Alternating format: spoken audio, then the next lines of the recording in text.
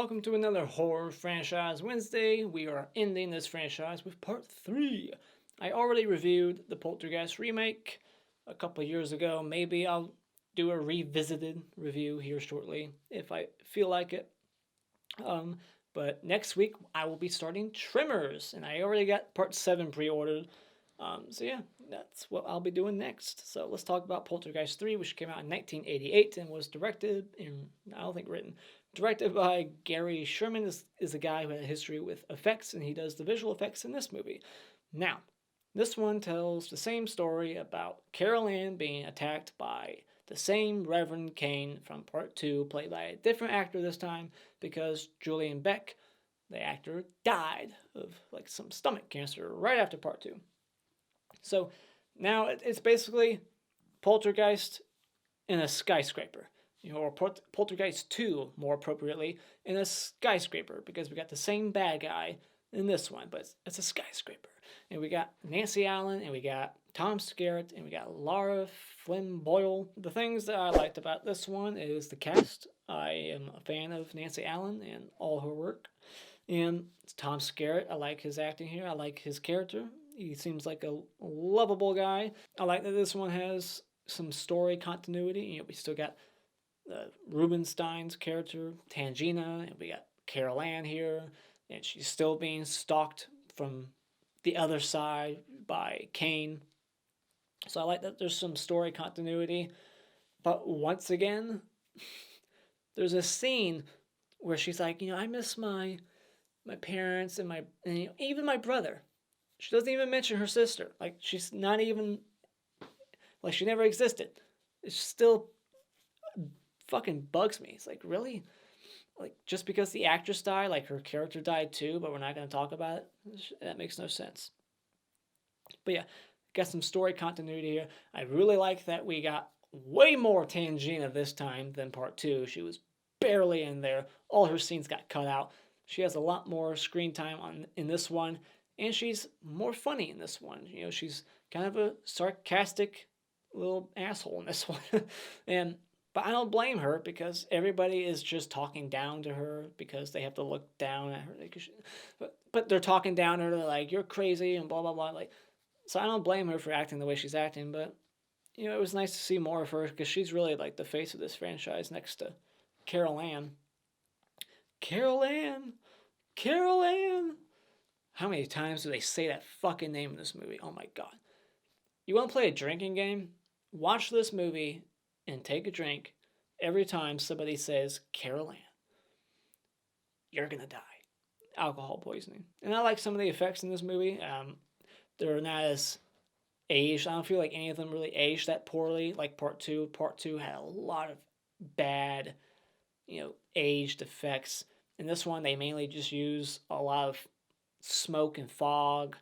They use a lot of mirror tricks, and there's even like rotting bodies that fall apart and heads that start melting. Lots of like things that turn into ice. So there's some cool effects in here. It was very nightmarish too. The imagery, the visuals here, the atmosphere was very nightmarish, especially like throughout the second half. It just kept getting more wild and convoluted. Like, what the fuck's even going on? How do you explain this? It's very confusing. It's like, what are the rules? What's going on? It feels different from the first 2, but it's not different. But it just feels different. Like, they're in a skyscraper, and there's just a lot of mirror tricks, like I said. But yeah, it has a different feel, because it's not like focusing on a family, really. It's focusing on, the parents alone for the most part, and then just Carol Ann and her, like, doctor that she's with, who's like the best character, and then it like focuses on the daughter and all her friends. So you get like a lot more teenagers. This one feels the most 80s because of all the hair and the style, the clothing. So yeah, this one feels a little bit different from the first 2, which I like, but it's not really all that much different. Negatives for this movie: Carol Ann, stop saying it. Jesus Christ, it bugged me. Like, there's even a moment where you got like 2 characters that just yell her name again and again and again and again.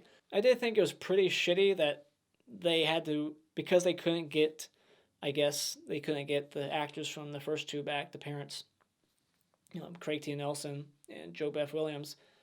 I thought it was pretty shitty that they just dropped their kid off with no explanation. We don't get an explanation about why she has to live here. And I'm not sure where here is. Is it Chicago? Is it LA? I don't know. But why? Like, they're just like, we don't want her no more. And then by the end of this movie, Nancy Allen's character, Pat, she's like, I don't want her. And that bugged me. Like, really? It's like, I can't root for her no more because she's like a bitch. She doesn't even care. She's not like actively trying to help Carol Ann at all.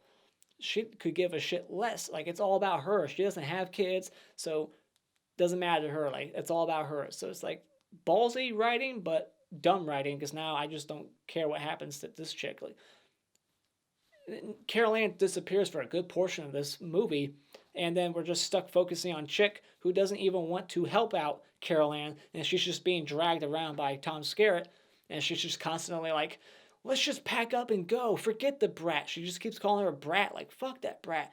Leave her behind. Everything was fine until she got here. I'm so sick of that brat. And then when they think everything's, normal, and they think that, the ghosts are gone, they're just like, oh, I can't wait to just pack up that little brat's bags and throw her on her ass on the doorstep, kick her out, get rid of her. This woman is evil. She's just as evil as Reverend Kane. I didn't like Nancy Allen's character at all in this movie. And then the movie just kind of just goes for broke. It just goes wild, and just random things are happening, and you're just kind of like, okay, like, so why? How is this happening? And why? How does she know all this information? Like Tangina, she just keeps popping up, and she's like, I know what to do. I know all the answers. Here's what we gotta do. Like, how? So yeah, it's just like random things would happen. It's like, okay, so why is that happening? Like, this guy dies, and then his body is like aged, and it's like 100 years old. It's like, okay, and then like two people are possessed, but they're not possessed. They're like ghosts that can somehow like take the form, like they shapeshift into Lara Flynn Boyle's character and the other geeky guy's character. For what purpose? Like, really, what purpose? What did that do? Them tricking them like that, like them pretending that they're them, and what did that do? And then they just go back into the other dimension. They go into the mirror and they're like, haha, we fooled them, and then they go into the other side. For what purpose? Is that Kane doing multiple bodies? How does he do that? Like, what's the end game here? What's the goal for Kane? It seems like he's doing fine without Carol Ann. Like, I need to go to the light. For what? Like, you seem to be able to take forms of people and live through their bodies. Just do that. Like, I don't get it. I don't get what's going on. I don't know. Somebody explain it to me. Like, what's going on here? What's going on with Kane? What's his goal? What's he want besides the light? Why does he want the light? Is that explained? What's that gonna do? And I don't get it. Whatever. Maybe I'm just an idiot. Sure, whatever. So yeah, there you go. Final thoughts. This movie's fine. I think I liked it better than the second one this time. That I would have had a different tune.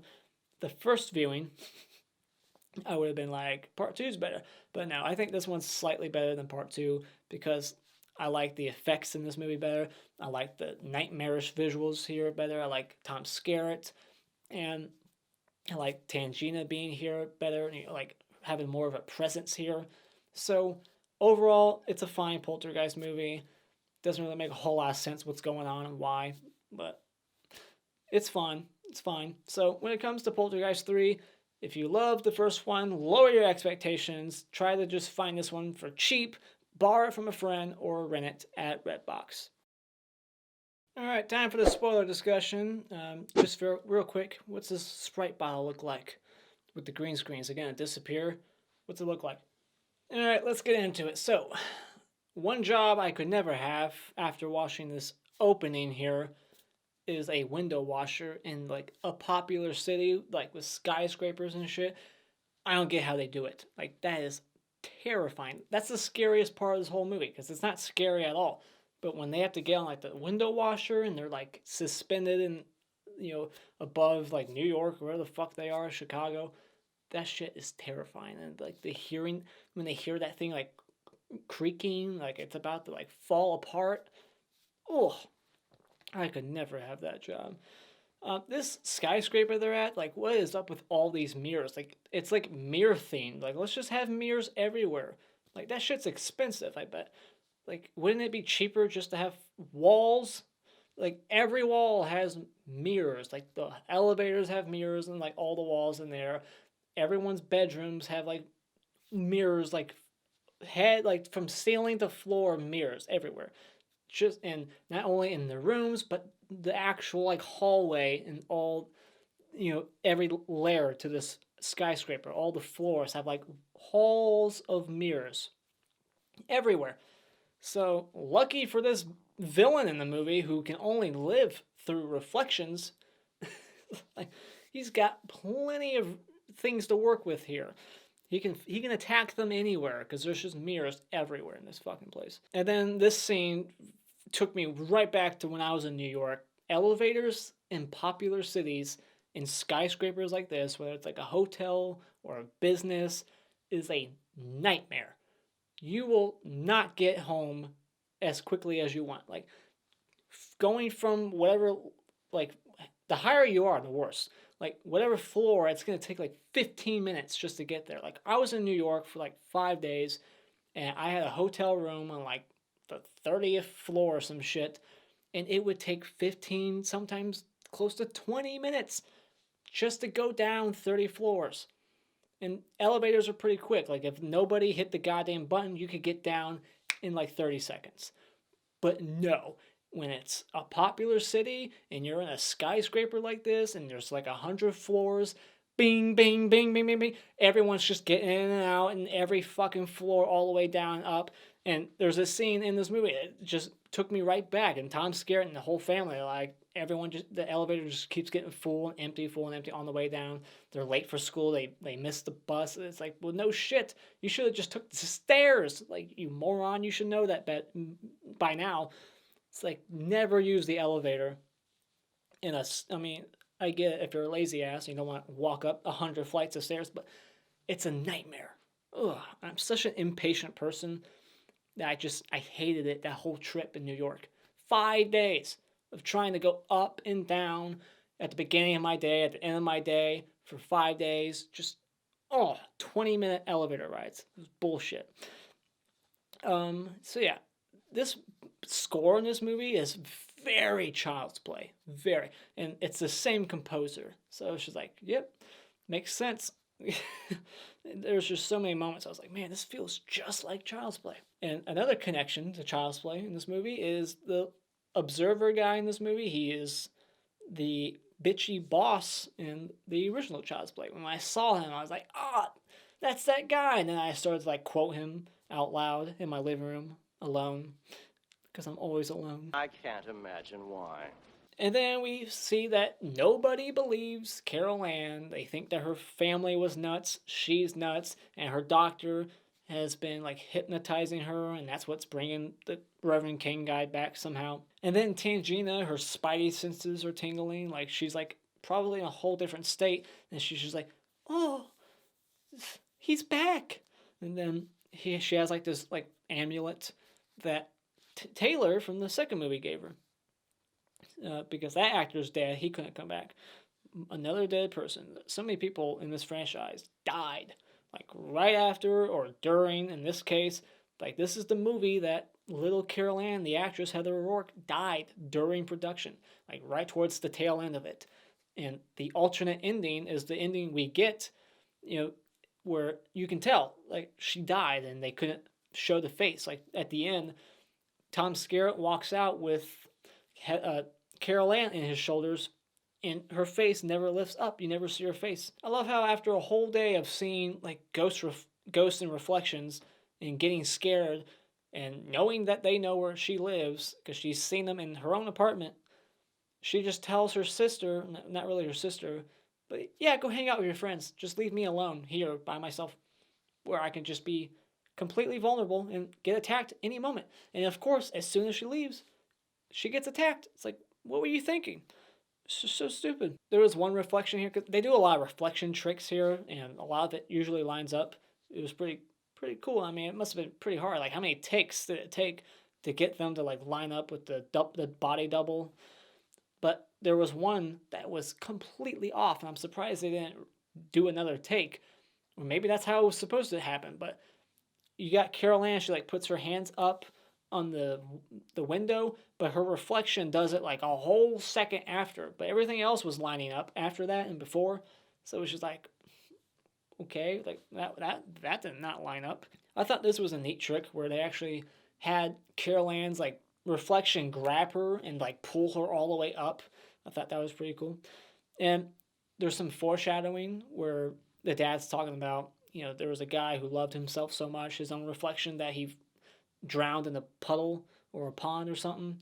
And then later on, the daughter gets pulled into a puddle with Carol Ann and her boyfriend. I also thought the effect on like Carol Ann's door was pretty cool. The way that looked visually, like her door, all the smoke coming through the cracks, and like the door is like expanding, like it's like melting or some shit. Like, I don't know, it was just like bubbling up. It was pretty cool looking. And Dr. Satan, Seton, sounds like Satan, doesn't it? Dr. Satan, House of a Thousand Corpses. Then we get this scene where Tangina dies, like out of nowhere. Like, it just took me by surprise. That someone comes out of the mirror and like grabs her, and she turns into like a rotted corpse, like she's been dead forever. She looks like pie crust, like when she's breaking open, like the daughter starts like coming out of her body, and then she's like falling apart. That looks pretty awesome. Just like, oh, what the fuck moment. And then, the daughter and her boyfriend, they're like clones, but like they're ghosts on the inside, and they even peel at each other's faces to like show the audience, like, look, it's not really like, we already know at that point. So I thought that was stupid. Like, they say it out loud, like, huh, they thought we were them, and then they go the extra mile, like, in case you're still confused, they start ripping at each other's faces. Like, why? Like, why do that at all? But yeah, it's just, I guess, ghosts from the other side came through and cloned them somehow. I don't know why. And then we get this weird scene in the freezer, like all the animals are like alive and like moving around on the meat hooks. Reminded me of something out of like Evil Dead 2. Just animals coming alive that are already dead, like the deer head. And then like the whole like place is like filling up with like what looks like fryer grease, or maybe it's just water, but it looked like a fryolator or some shit. But it's like filling up like sideways, like instead of like the room filling up this way, the room was filling up sideways. So it was odd. And Tangina like comes out of the water, and she's not even wet when she does. And she's like, here, take this. You gotta do this. I got all the answers. I still got them, even in the afterlife. I can still help you out. Ugh. How many times does that happen in the movie? How many times have people died in these supernatural movies, and then they come back later on as a ghost to help out? It happens all the time. But like when she gives them this item, this amulet, it like teleports them into the other side in like the parking garage, and then all the cars are like iced over, and they're like driving around. There's all kinds of like car stunts here, cars just crashing into each other, explosions. This movie feels way bigger than the first two. I thought this scene was absolutely ridiculous. Just thinking about it logically, putting yourself in their shoes, like Tom Skerritt, like the elevator breaks down, they have to manually open it, and it's like, it's not lined up, the elevator with the exit, like, so they have to like hop out, but he does it like taking his sweet time, like trying to crawl out. This elevator was just like possessed, like going all the way up, flying, and then dropping them down, and then flying them back up. Like, this thing's haywire. It's going up and down. It's like the thought never crossed his mind that at some point when he's halfway out, that this thing might go up or down again and crush his body and rip him in half. Like, it never crossed his mind. He's just like slowly crawling out, like, man, nothing's gonna happen. Like, dude, get the fuck out of there. You need to go. Like, I was getting anxiety watching that scene. Like, I knew nothing was gonna happen because, he's the main character. Like, I doubt he's gonna die. But still, like, if that was a different character, I would be like, yeah, there's a possibility. Like, this person's gonna get fucked. But, like, seriously, you're not gonna like hop out as quickly as you can in case that thing starts flying again? Like, you're a moron. And then he's like trying to get his wife out at the same speed. Like, dude, get out of there. Ugh, anybody else? Like, seriously? Come on. And then Dr. Seaton gets killed. He's like the one death really in the movie besides Tangina. And then they have to go in the window washer thing together because they can only, get to Carol Ann's room from the outside in. That's just the only way. He can control the inside, but he can't control the outside. Because of reasons, like those are the rules. And they get in there, Tom Skerritt, he gets basically killed, I guess. I don't know, not really, but he just gets thrown into the other side. We see his rotting corpse. Everyone's rotting corpses.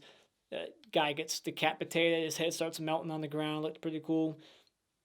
And then Tangina comes back from the other side to give Kane what he wants, basically. She's like, I'm going to lead him to the light. Maybe he'll finally shut the fuck up about it. If I just lead him to the light, he'll let Carol Ann go. And that's what he does. Or she does. He takes Kane away to the light. And Carol Ann's set free along with Tom Skerritt and the daughter. But the boyfriend's just... What happened to the boyfriend? Is he dead? How come he doesn't get to go? It's like, what? It's like, that's a loose end. Like, what happened with him? Is he dead? Is he just trapped on the other side forever? Like, they didn't bargain for him too? Like, can we get him back too? Scott's innocent, so whatever.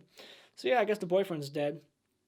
And you see that's clearly like a Carol Ann body double because they never show her face. Like, why wouldn't she be like, Pat, Tom Skerritt, I'm so glad to see you. Thank you for saving me. We don't get that at all because, they couldn't write that scene.